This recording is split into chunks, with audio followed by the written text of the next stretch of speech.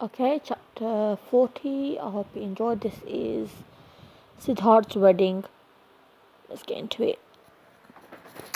Siddharth. I woke up in the morning and grandma and both grandmas were doing my wedding preparations. As the forest said, all my wedding ceremonies could be tomorrow and my wedding would be before full moon night. I was missing mom and I knew she was happy wherever she was. Pia, my sweet sensei, thought you looked so handsome and dashing in the wedding clothes. I'm not far, I'm closer than you think. But you can't see me, she thought to herself as she watched Siddharth modeling his wedding clothes. And then she heard Abe saying her name and she appeared in her old room. There she saw him dressed just like he was on their wedding day. Abe, Pia appeared and I saw she was speechless at my looks. I had worn the black sherwani suit Pia's soul was just as beautiful as her, but when she was alive. I love Pia so much, and I still do, but I miss her skin, her warm breath in my ears, her comforting embrace. Pia knew what I was saying in my mind, and I knew she felt it too. I took her hand and kissed it, but it felt like I wasn't kissing anything. I missed the way Pia's body felt after our emotional time. We went down and the girls ready with the dance performed with their men. Panchi was with Rajveer, Sukam was Divit, Arima was Aditya, Leila was with Araman. Siddharth sat with Reina holding her hand. I smiled at how big our children were. I knew Pia was watching also with a smile and blessing in her heart. After they performed their first song, they started another song. Everyone clapped and bowed. Then they started Siddharth's Haldi ceremony and Sugant, Panchi and Arima made him look like a clown. I felt so sorry for my son. Pia was also laughing at our daughter's antics. Maya also covered him when they coated Reina in haldi too. That's turmeric, by the way. After that, we had the henna ceremony. We had to finish all the rituals today, just in case our enemies attacked us.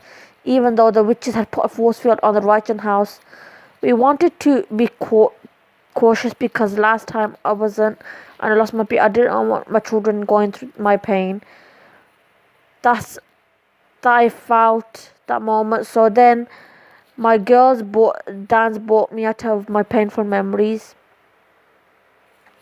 After the performances, the girls had their brother's wedding clothes ready for tomorrow night. The next day, everything was rush as everyone had overslept after the night before. The women took their time. I was saying to Kabir and the boys when I heard Pia's humming in my ear and I knew I was in for it. I smiled slightly and she gave me a look saying, "What did you say about women?" I gave her the I'm innocent look, but she didn't believe me and I waited for the girls.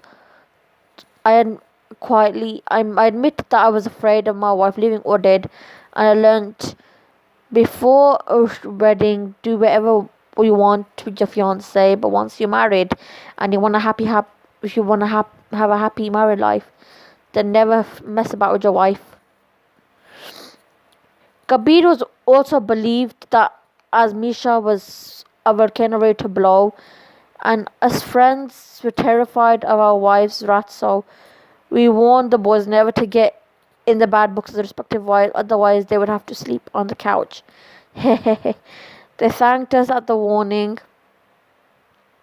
and we continued watching Siddharth's wedding. He put the vermilion on Reina's head, he put the wedding necklace on her.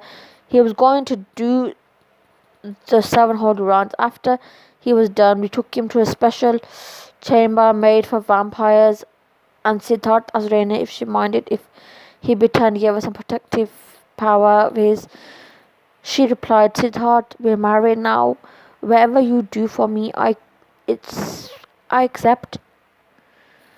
He bit her as a vampire ritual to officially show they were married, and now he would know if she was in danger and she would live immortal like him, never growing old and never dying until he died. Okay, so this was chapter 40. Hope you enjoyed it, and sorry if it was shaking. Haven't got a stand, so my hand was shaking. But yeah, chapter 41 coming up soon. Bye.